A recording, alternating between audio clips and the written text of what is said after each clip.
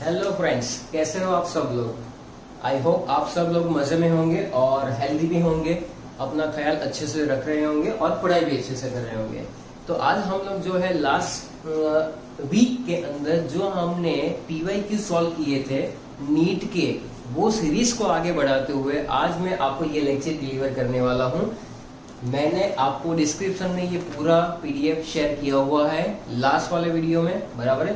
लेकिन फिर भी आपको अगर नहीं मिल रहा है तो मेक श्योर कि आज सबसे पहला PDF डाउनलोड कर लेना, उसके बाद आगे डिस्कशन स्टार्ट करते हैं, बराबर है। तो first of all you have to download the questions from the description and then we move ahead. Okay, तो लास्ट लेक्चर में हमने बेटा किया था क्वेश्चन नंबर 1 to 17 के आसपास हमने कंप्लीट कर लिया था। Today we are going to start question number 18 which is asked in CBSE AIPMT 2001। ये क्वेश्चन है, correct order of first ionization enthalpy of which, तो beryllium, boron, carbon, nitrogen, oxygen. तो बहुत ही सीधी सी बात है कि क्वेश्चन नंबर 18 के अंदर हमें क्या करना है, बेरिलियम बराबर यानी 4, बोरॉन बराबर 5, कार्बन, नाइट्रोजन, ऑक्सीजन, इसको हमें फर्स्ट आयनाइजेशन एंथैल्पी में सीक्वेंस में उसको हमें अरेंज करना है। तो क्या करेंगे, सबसे पहले सबकी इलेक्ट्रॉन कन्फिगरेशन आपको पता होनी चाहिए, बराबर। इलेक्ट्रॉन कन्फिगरेशन के बेसिस पे ही ये सॉल्व हो सकता है। तो यहाँ पर ये जो क्वेश्चन नंबर 18 है बराबर, उसको आप सॉल्व करेंगे और उसके अंदर क्या क्या आएगा, बराबर। सबसे पहले देखिए लेफ्ट राइट जनरली क्या होता है, लेफ्ट राइट होता है कि भाई इलेक्ट्रॉन ऐड होता है सिमिलर सेल में और न्यूक्लियस चार्ज भी बढ़ता है तो आयनाइजेशन एंथैल्पी बढ़नी चाहिए, एक जनरल टेंडेंसी है। लेकिन यहाँ पर बेरिलियम और बोरॉन अगर देखेंगे तो बेरिलियम का केस है हमारे पास 1s2 2s2 और बोरॉन का केस है हमारे पास 1s2 2s2 2p1। First ionization enthalpy हमें लगता है कि बोरॉन की ज्यादा होनी चाहिए लेकिन बेरिलियम की ज्यादा होती है, बिकॉज 2s में से इलेक्ट्रॉन निकालने के लिए आपको ज्यादा एनर्जी प्रोवाइड करनी पड़ेगी इन the comparison of 2p orbital. तो यहाँ पर किस्सा कुछ अलग है, बराबर। सबसे कम होगी बोरॉन की, उसके बाद रहेगी बेरिलियम की। इसके अंदर आता है पेनिट्रेशन इफेक्ट। अगर आपने वीडियो नहीं देखा हुआ है तो पेनिट्रेशन इफेक्ट आप देख लीजिए कि s electron are more closely to the nucleus and that's why the large amount of energy which will be required to remove the electron from 2s orbital compare to 2p orbital. Clear है। Beryllium, boron, beryllium आ गया। उसके बाद carbon में कोई problem नहीं, carbon generally जाएगा। उसके बाद आएगा ऑक्सीजन, उसके बाद आएगा नाइट्रोजन, क्योंकि यहाँ पर भी सिमिलर केस है। नाइट्रोजन अगर ऑक्सीजन की आप बात देखोगे तो ऑक्सीजन में 2p4 है, नाइट्रोजन में बैलेंस सेल 2p3 है and that's why we have to supply more energy in the case of nitrogen. So that is your answer. तो आपका आंसर जो है वो आएगा स्मॉल a, बराबर है। 19 वाला जो है उसमें आप देखेंगे the first ionization enthalpy of beryllium and boron respectively are. तो यहाँ पर बहुत ही सिंपल है, मैंने यहाँ पर आपको बता दिया। अब बेरिलियम और बोरॉन के अंदर किसकी ज्यादा होनी चाहिए आयनाइजेशन एंथैल्पी, तो बेरिलियम की ज्यादा होगी, इसकी कम होगी। तो आप वैल्यू चेक कीजिए, आपको तुरंत आइडिया आएगा, बराबर है। खुद ब खुद ही आपको पता चल जाएगा कि क्या आएगा, बराबर है। तो 4 ABCD में 2-2 वैल्यू दी हुई है। आप मुझे बताओ कि जहां पर सही आंसर कौन सा आना चाहिए, बराबर है। ओके, तो बेरिलियम और बोरॉन के केस में बेरिलियम जो है, बेरिलियम के लिए ज्यादा आयनाइजेशन एंथैल्पी लगनी चाहिए in the comparison of that boron and that's why we can say that the option will be D. यानी कि यहाँ पर बेरिलियम के लिए 9.32 which is greater than 8.29. So the correct option will be D in the case of 19 question. 20 वाले में है, in crystals of which of the following ionic compounds would you expect maximum distance between center of the cation and anion? आपको क्या कोई crystal जो है उसके 4 formula दिए हुए हैं। आपको क्या करना है, वो क्रिस्टल में कैटायन और एनायन के बीच में मैक्सिमम डिस्टेंस किस में है वो आपको ढूंढ निकालना है। तो इसके लिए एक ही लॉजिक चलेगा यहाँ पर, बराबर है। देखिए एक चीज आपको पता होनी चाहिए कि टॉप टू बॉटम जब आते हैं तो साइज जो है आयनिक रेडियस जो है वो इंक्रीज ही होती है, चाहे वो कोई भी ग्रुप हो, बराबर। Top to bottom size increase होती है। तो टॉप टू बॉटम जब साइज इंक्रीज ही हो रही है तो उस केस में जब आप इसको सॉल्व करोगे तो क्या होगा, यहाँ पर जो मूविंग डाउन द ग्रुप, बराबर है, distance between the ions in ionic compounds increases. So the correct answer is cesium iodide. Correct answer will be cesium iodide.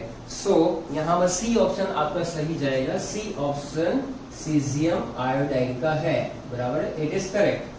21 जो है उसमें आगे बढ़ेंगे, क्योंकि सीजियम और आयोडीन दोनों जो है अपने ग्रुप में सबसे लास्ट में आते हैं।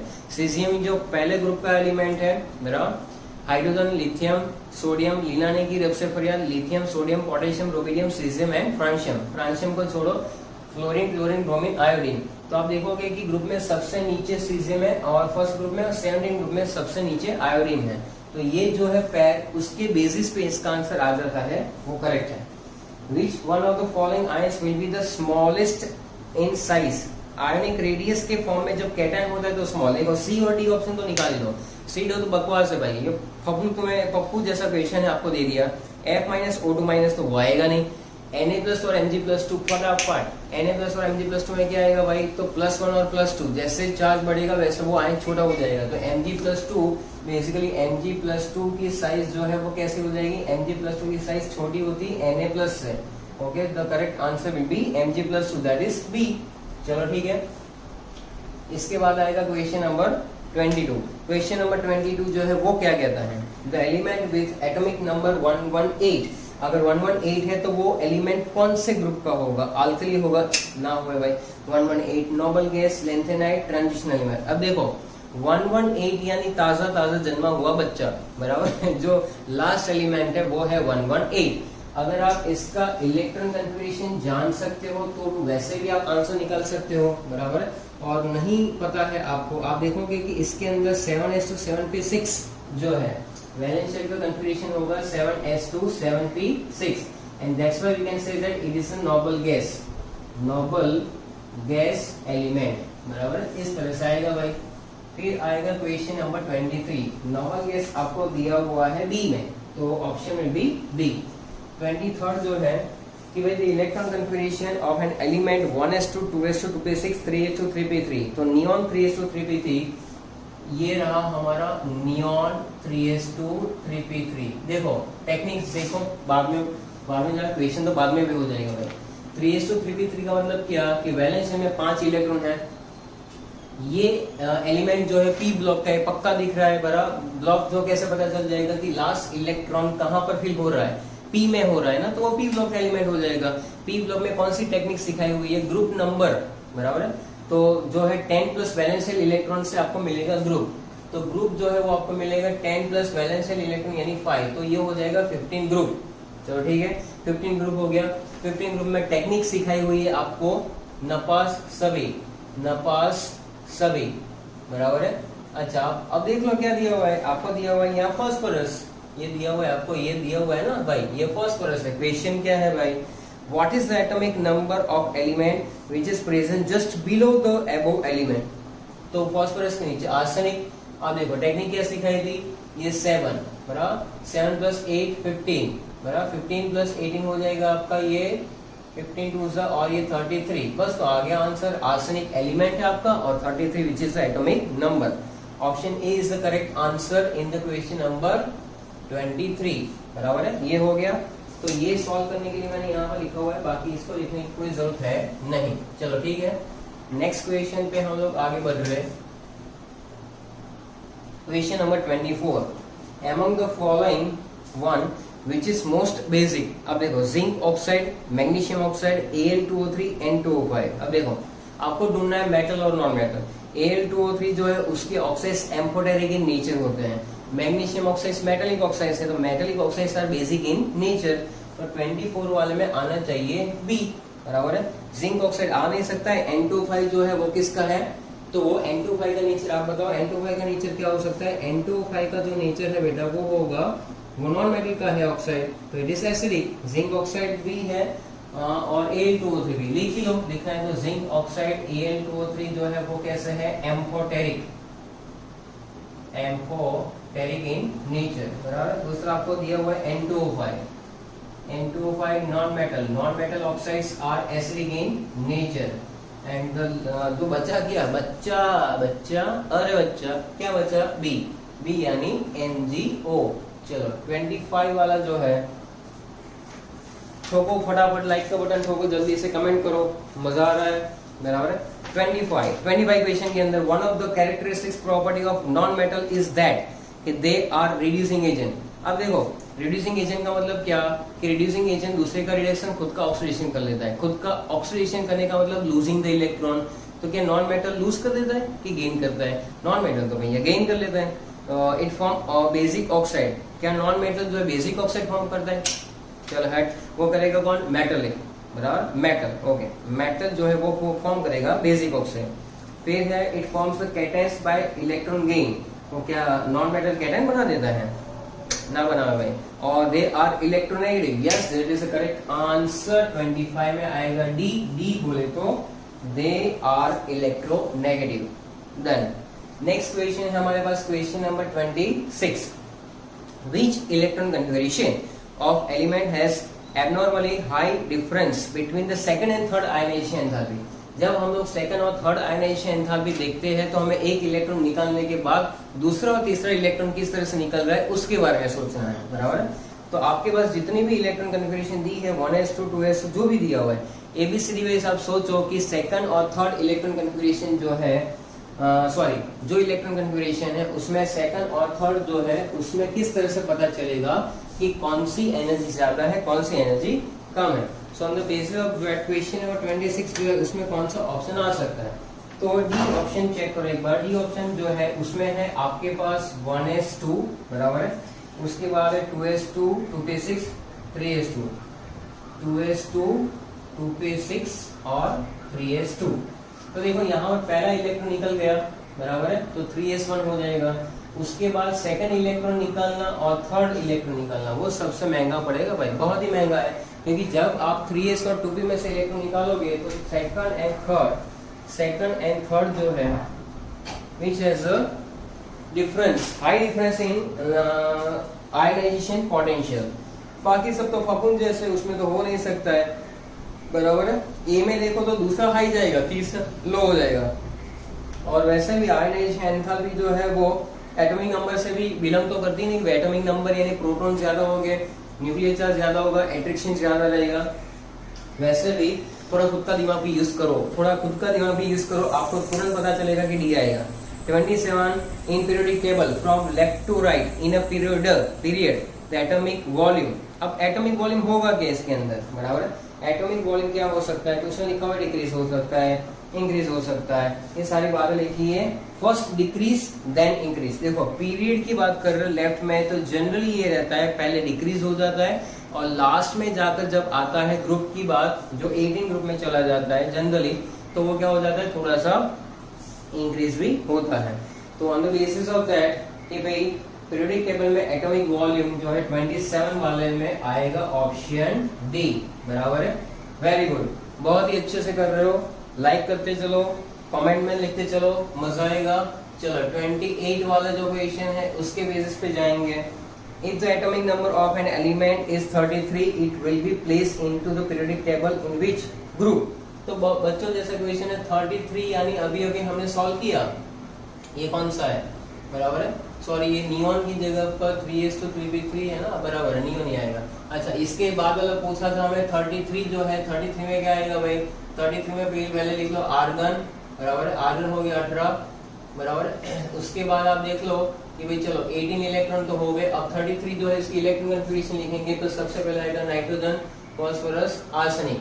आर्सेनिक का मतलब है कि इसकी वैलेंस शेल कन्फिगरेशन, ये जो फास्फोरस था वो 3s2 3p3 था तो आएगा ये 4s2 4p3 और यहाँ पर आएगा 3d10।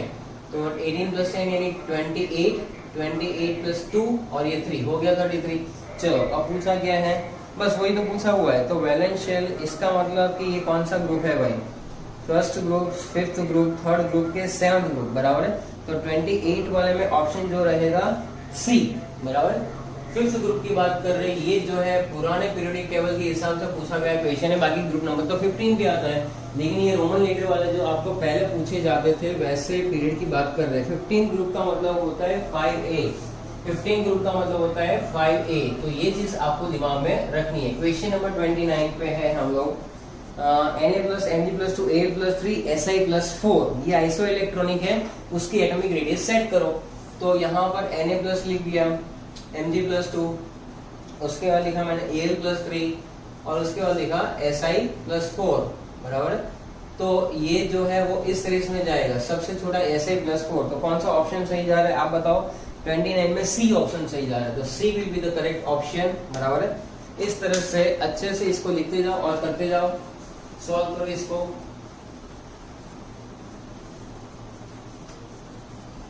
तो यहाँ पर आज हम लोग ये जो क्वेश्चन सॉल्व कर रहे हैं, अगर आपने पूरा कर लिया तो चैप्टर भी आपका complete and you also complete the questions which is asked in NEET exam बराबर है।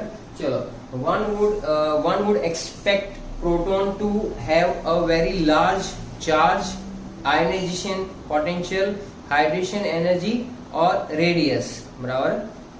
प्रोटॉन जो इसके पास बड़ा क्या होगा बराबर है। देखिए प्रोटॉन जो होता है वो उसके पास हाइड्रेशन एनर्जी सबसे ज्यादा होती है, प्रोटॉन के पास सबसे ज्यादा होती है हाइड्रेशन एनर्जी बराबर है। तो ये आपको दिमाग में होना चाहिए कि proton have very small size so have a large hydration energy and the degree of hydration depends upon the size of the cation बराबर। तो यहाँ पर जो है वो प्रोटॉन की बात कर रहे हैं। प्रोटॉन की साइज जो होती है बहुत ही छोटी होती है बराबर, साइज जो है बहुत ही स्मॉल बराबर। छोटी साइज होने से वो क्या करेगा, तो when the size will be small what happen कि भाई डिग्री ऑफ हाइड्रेशन इसका ज्यादा है, डिग्री ऑफ हाइड्रेशन क्या है, ज्यादा है। तो डिग्री ऑफ हाइड्रेशन का मतलब कितने पानी के मॉलिक्यूल्स इसके साथ जुड़ सकते हैं बराबर। तो प्रोटॉन की साइज स्मॉल है इसलिए डिग्री ऑफ हाइड्रेशन इसका सबसे ज्यादा है। So that's why you can say that hydration energy will be higher. So in that question number 30 आपका आंसर आएगा सी। नॉलेज बेस्ड क्वेश्चन है, कोई बड़ा लॉजिक नहीं है। नॉलेज यानी थोड़ा पढ़ा लिखा होना चाहिए content. Which of the following sets have the strongest tendency to form the anion? Strongest tendency to form the anion. बहुत ही बच्चा यादव जैसा क्वेश्चन है, पप्पू जैसा क्वेश्चन है ये। पप्पू तो ये होएगा 31 में आएगा सी। सी का मतलब है नाइट्रोजन ऑक्सीजन फ्लोरीन। फटाफट करते जाओ, बहुत ही इजी है। The ionization of hydrogen atom would give rise to बराबर। अब आयनाइजेशन करना है हाइड्रोजन का, तो हाइड्रोजन का मतलब आयनाइजेशन करना यानी क्या हुआ, एक इलेक्ट्रॉन निकाल दो। इलेक्ट्रॉन निकालने का मतलब बचा H+। हाइड्रोजन में पहले से एक प्रोटॉन था और एक इलेक्ट्रॉन था बराबर। इलेक्ट्रॉन तो निकाल दिया तो बचा प्रोटॉन। तो 32 सी ऑप्शन, प्रोटॉन ही बचा ना, ये सी ऑप्शन आएगा। 33 के अंदर देखेंगे कि in the periodic table which increase in the atomic number. Periodic table के अंदर जैसे जैसे एटॉमिक नंबर इंक्रीज होगा the metallic character of element. मेरा मेटल कैरेक्टर ऑफ एलिमेंट क्या होगा तुम ही बताओ, मेटलिक कैरेक्टर क्या हो सकता है। तो decrease in a period and increase in a group, top to bottom metallic character बढ़ता है, left to right non metallic character बढ़ता है। तो 33 में आपका आंसर आना चाहिए A. 34 the electron configuration of 4 elements are given below. नीचे यानी कागज में नीचे दिया हुआ है, अच्छा ठीक है। Which element does not belong to the same family as others? अच्छा, कौन सा जो है सेम फैमिली से बिलोंग नहीं करता है। सबके वैलेंस में 6s2, 5s2, 3p5, 4s2। 3p5 वाला अलग जा रहा है, तो सी ऑप्शन जो है वो बिल्कुल सही है। C option is the correct answer.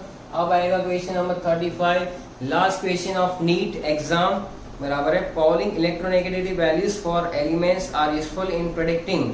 क्या प्रेडिक्ट करने में काम में आएगा, तो polarity of the molecule. Pauling scale के बेसिस पे पोलैरिटी ऑफ मॉलिक्यूल ही आपको पता चलेगा, क्योंकि पाउलिंग स्केल के बेसिस पे जब आपने आगे भी पढ़ा था तो ये जो था वो कुछ ऐसा था कि यहाँ पर काई A माइनस काई B that is element A की इलेक्ट्रोनेगेटिविटी और एलिमेंट B की जो इलेक्ट्रोनेगेटिविटी थी उसकी जो डिफरेंस था वो कितना आ रहा था 0.028 यहाँ पर लिखते थे डेल्टा E। ऐसा ही फॉर्मूला पाउलिंग भैया ने दिया था, ये मैंने पढ़ाया हुआ है। यहाँ पर डेल्टा E क्या एक्चुअल बॉन्ड एनर्जी है। बॉन्ड एनर्जी जो है डेल्टा E यानी डिफरेंस बराबर, डेल्टा E यानी डिफरेंस मिलेगा। तो डेल्टा E कैसे मिलता था भैया, डेल्टा E आपको मिल सकता है, डेल्टा E का मतलब आपको याद होना चाहिए। वहां पर डेल्टा E जो है वो कैसे हम लोग निकालते थे, काई A काई B तो इलेक्ट्रोनेगेटिविटी है but it is actual bond energy बराबर है। यहाँ पर आप लिख सकते हैं actual bond energy minus E electronegativity of A molecule AA और इलेक्ट्रोनेगेटिविटी ऑफ BB बराबर। इस तरह से आपको करना है। तो यहाँ पर ये चीजें जो है वो, सॉरी ये प्लस नहीं है, यहाँ पर मल्टीप्लाई कर देना ऐसा, यहाँ पर ये इक्वेशन है। इतना ज्यादा लंबा याद ना हो भाई, तो ये ए ऑप्शन जो है वो सही है, बराबर है, इसमें इक्वेशन की कोई जरूरत है नहीं। तो यहाँ पर हमारे AIPMT बराबर जो पहले मानी जाती थी, उसके बाद जो है एम्स बराबर है, उसके बेसिस पे इक्वेशंस आपके खत्म हो रहे हैं यहाँ पर, तो बराबर है। तो देखो क्वेश्चन नंबर 1 2 नीट 2017 से स्टार्ट किया था हमने, और अभी हम लोग लास्ट क्वेश्चन पे पहुंचते पहुंचते AIPMT 1989, यानी काफी साल जितने भी एग्जाम्स हो चुके हैं उसके सारे क्वेश्चंस हमने नीट के इस चैप्टर के कंप्लीट किए हुए हैं। अब एक्स्ट्रा प्रैक्टिस के लिए एक्स्ट्रा क्वेश्चंस भी हम लोग करेंगे, बराबर है, वो शायद मैं आपको नेक्स्ट वीडियो में दूंगा। Okay, thank you.